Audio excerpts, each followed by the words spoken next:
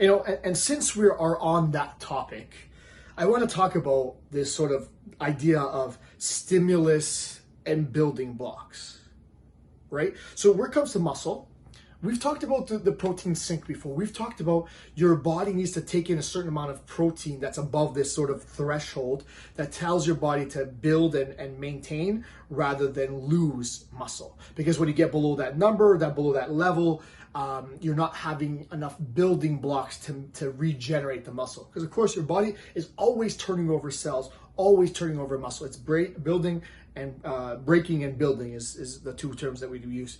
And it needs to have the building blocks to do that. So if you don't have the building blocks, it's hard to maximize the amount that you retain and or build, because you don't physically have the what you need to build. Now your body can convert some of the stuff it has to use that, but there's certain things that come in that are only through your diet. And I believe we've talked about that when we say essential proteins and that kind of stuff, but I digress. I will double check and maybe I'll bring it back if we haven't mentioned it before.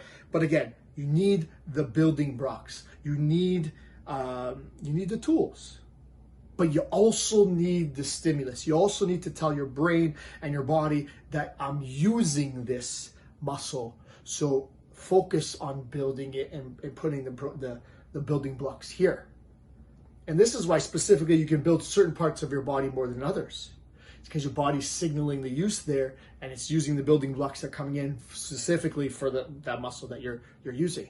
And that's why sometimes it's important to use all the muscles or as many muscles as possible when you're trying to maintain muscle mass and preferentially lose body fat.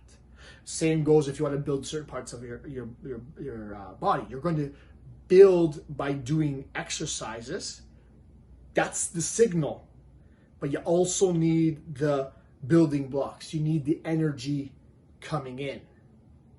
Without both the stimulus and the building blocks, the protein, you're not going to be able to maximize the amount of muscle that you build or maintain.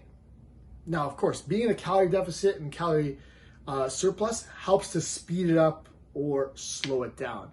Being in a deficit helps you to lose more body fat, and it helps. And because you're doing this, the use of the muscle, because you're taking enough protein, you'll maintain as much as you can, maybe build a little bit.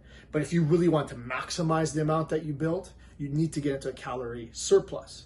And this is why sometimes with these powerlifters, these really strong athletes tend to be a little bit bigger, because holding back of the amount of calories you're bringing in is going to hold back the amount of muscle you're able to build. Because when you're building muscle, sometimes you're also building fat.